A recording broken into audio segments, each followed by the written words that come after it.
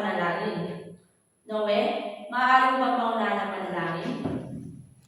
In the name of the Father, the Son, and the Holy Spirit. Amen. Amen. Bago po kayo umupo, maaari po ba makipulot ang mga nakikita niyong kalat sa ilalim ng inyong upuan at pakiayos na rin po ang inyong mga upuan. Tapos na po ba? Yes, ma'am. Madali. Magandang umaga mga bata. Magandang umaga din po. Kamusta kayo? Maayos lang po. Mabuti kung ganon.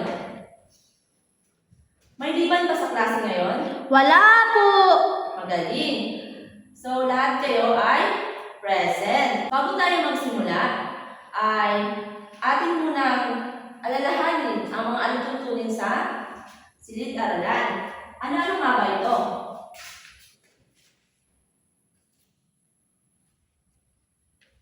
Una, umupo na maayos.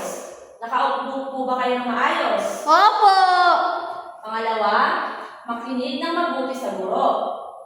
Pangatlo, huwag masyadong maingay. Pang-apat, itaas ang kamay kung nais sumagot. Pang-lima, igalang ang bawat isa. Naiintindihan po ba? Opo. Ngayon, bago natin simulan ang ating pagtatalakay sa ating aralin, magkakaroon muna tayo ng laro.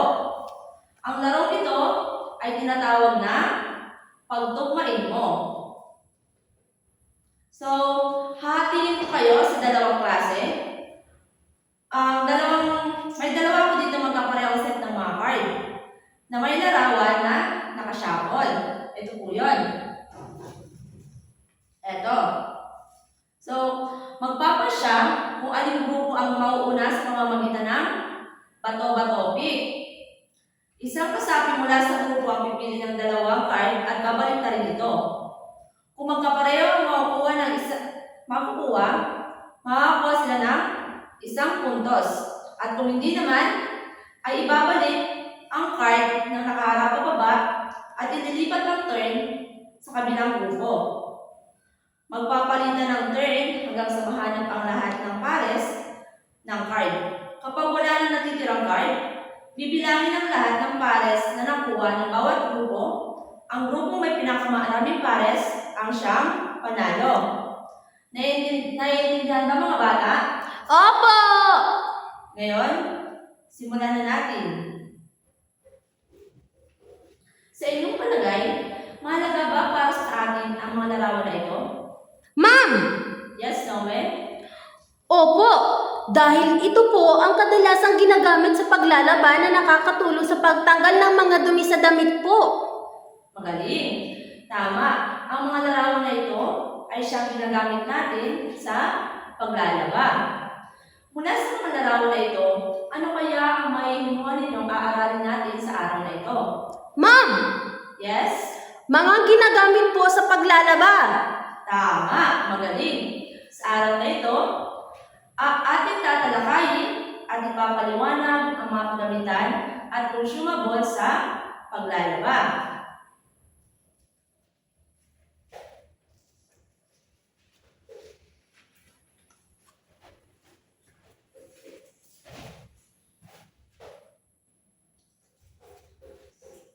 So, ngayon, ano nga ba ang konvensyonal at makabagong pamamaraan ng paglalaba?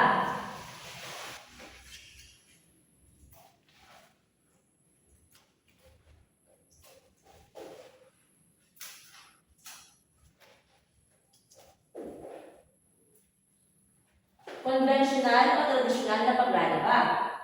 Ito ay isang pamamaraan ng paglalaba kung saan ginagamit ang mga kamay sa pagkusot, pagbandaw, at pagliligpit ng mga labahin. So, ang tradisyonal po, ito po yung kadalasang ginagawa ng mga magulang natin. Yung pag wala pong yung gumagamit po sila ng planggana, at saka yung kamay lang po yung ginagamit na pagkusot. Habang ang mga bagong pamamaraan sa paglalaba naman, ito ay isang pamamaraan ng paglalaba kung saan gumagamit ng makabagong teknolohiya gaya ng washing machine. So, sino po sa inyo ang may washing machine sa bahay? Ma'am! Wow! Ang yaman nyo naman po. Ngayon, atin ang alamin ang mga iba't ibang kagamitan at consumable sa paglalaba. Ang una ay sabon. Ito ay consumable na maaaring pulbos o bareta na nilalagay sa damit upang matanggal ang dumi sa labahin. Ito po ang sabon. Di ba may iba't ibang ano tayo? Iba't ibang uri ng sabon.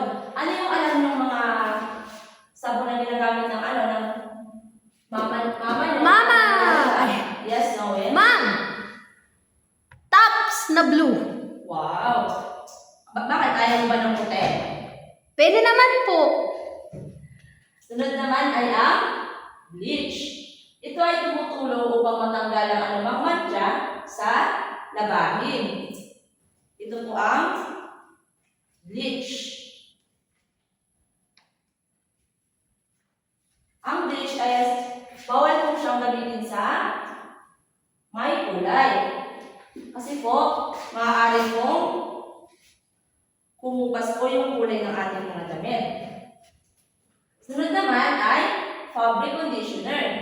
Ito ay nilalagay kadalasan sa huling panlaw at nakatutulong sa pagbibigay ng bango sa labahin. Sino ba sa inyo ang gumagamit ng, ay nakikita nyo gumagamit ang magulang nyo ng fabric conditioner? Ma'am! Yes, Ilmas? Downy. Downy yung ginagamit. So, meron rin surf.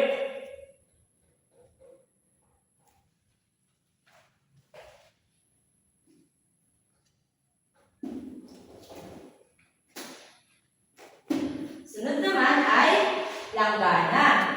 Ito ay nagsisilbing lagayan ng mga labahin habang ito ay pinupusot. Sino sa inyo ang may langgana sa bahay? Kami po, ma'am. Baka sa kapitbahayan ha? Hindi po.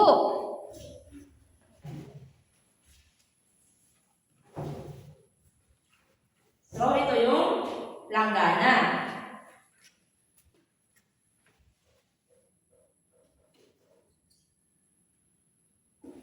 Sunod naman ay timba. Nagsisilbing sisidla ng tubig o mga labahin matapos makusot. Sino ba sa inyo yung inuutusan ng nanay nila na umigib ng tubig gamit yung timba? Ako po, ma'am. Hindi ka po ba nabibigatan? Hindi naman po. Maliit lang po yun eh. Ang lakas mo naman po.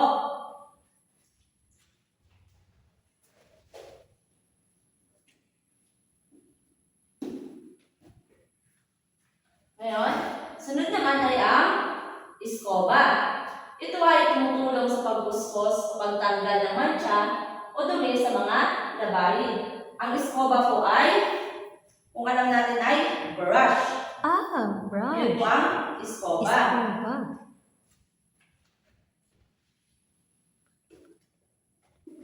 Sunod naman ay palo-palo. Ito ay tumutulong sa pagpupusot ng malalaki, mabibigat, at maruruming mga labahin. Sino dito ang nakakita ng gumamit ng ng palo-palo? Ako po, ma'am. Ito po yung palo-palo. Sino alam niyo ba gumagamit ng palo-palo? Opo. Baka ibang palo yan. Sunod naman ay washing board. Ito ay ginagamit patungan sa pagpupuskos ng mga labahin o pagpapalo-palo ng mga maruruming labahin. Ito po yun.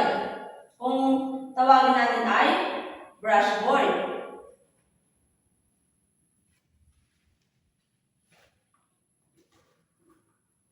Sunod naman ay hamper o laundry basket. Ito ay ginagamit na sisidla ng mga labahin. Ito po ang laundry basket o hamper.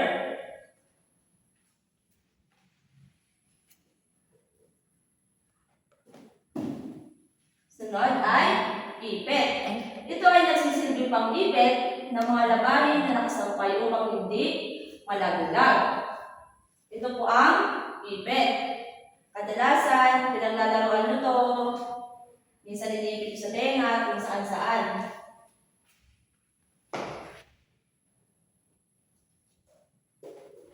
At ang panghuli ay ang hanger. Ito ay nagsisilbing sampayan ng mga damit, gaya ng polo o t-shirt, upang hindi masyadong malungkot. Ito po ang hanger. Hanger. Ginagamit lang ba ito sa damit? Or ginagamit nyo ng mama nyo para pampalo sa inyo? Pangpalot din po. Ang kulit nyo po kasi. Ngayon, ay alam na natin ang iba't ibang kagamitan at consumable sa paglalaba. So, may sasagutan tayo. Handa na ba kayo? Opo! Bago tayo magsimula, ay babasahin ko muna ang panuto.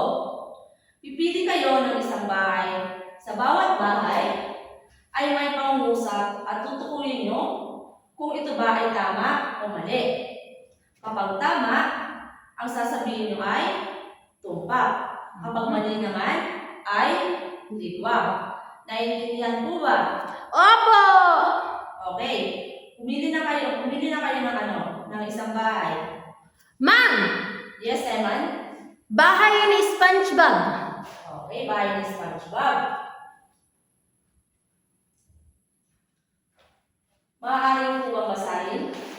Ang bleach ay tumutulong upang matanggal ang anumang mansya.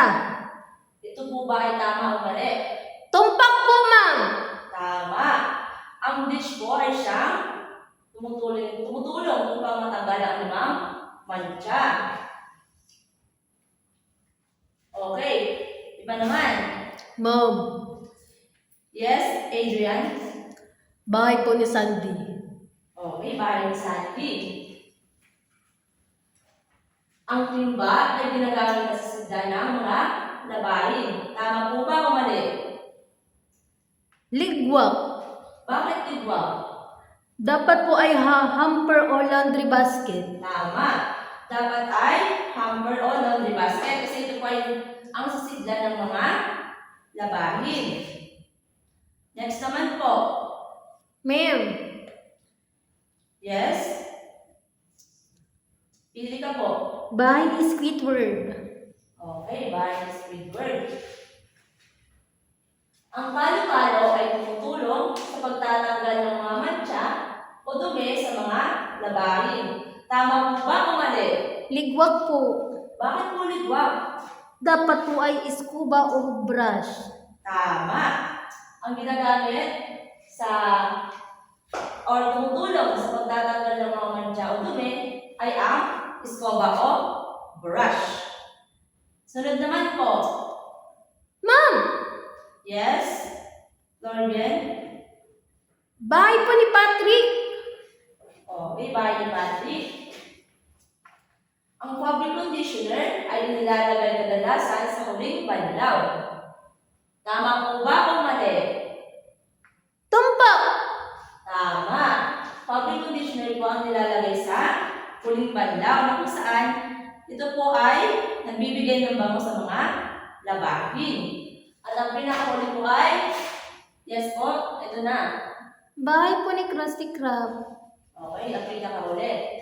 Ang sabon ay consumable na maaaring pulbos o bareta na nilalagay sa damit upang matanggal ang dumi sa labahin.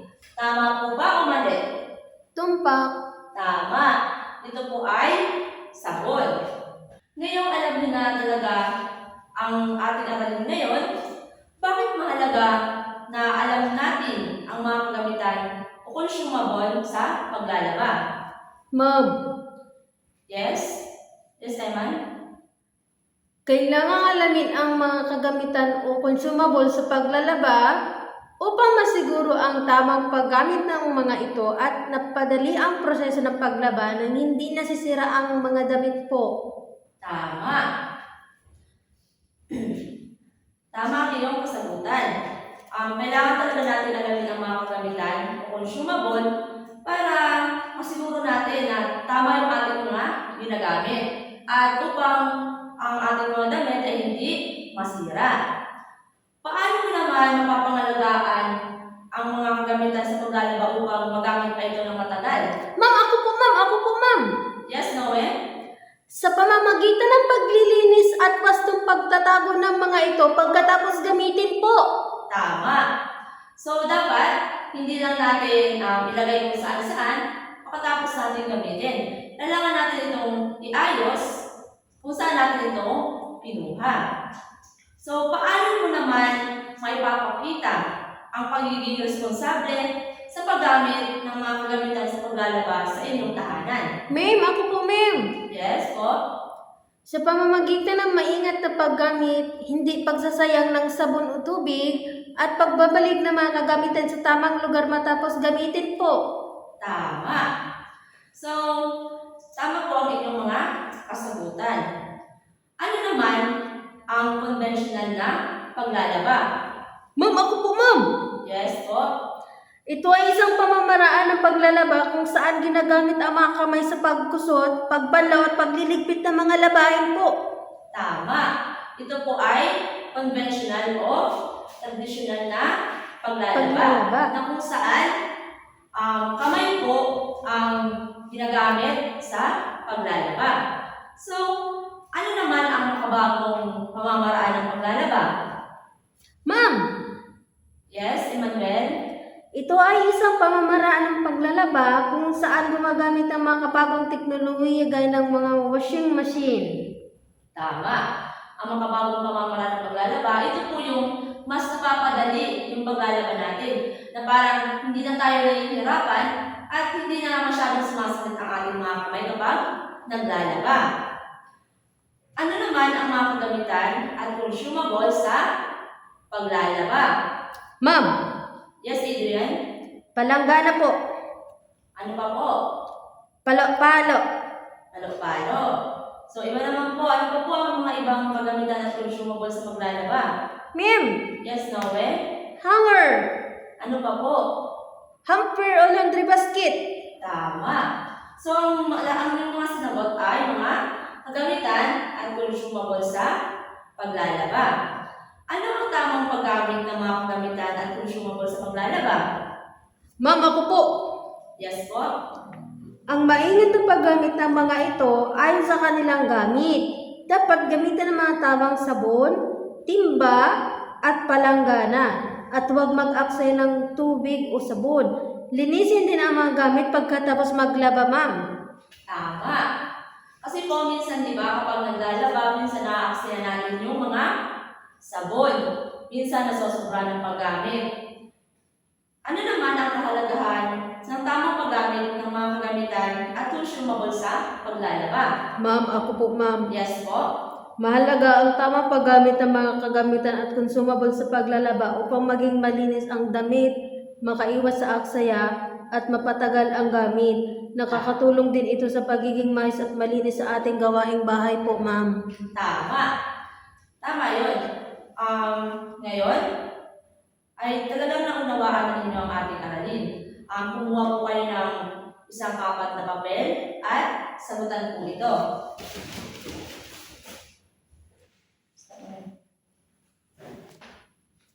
Okay, simulan niyo na po ang pagsasagot. Tapos na po ba? Opo! Okay, makibasa na lang po ng mga papel sa unahan. At pakikuha po ang inyong mga kwaderno at isulat po ang inyong takdang aralin.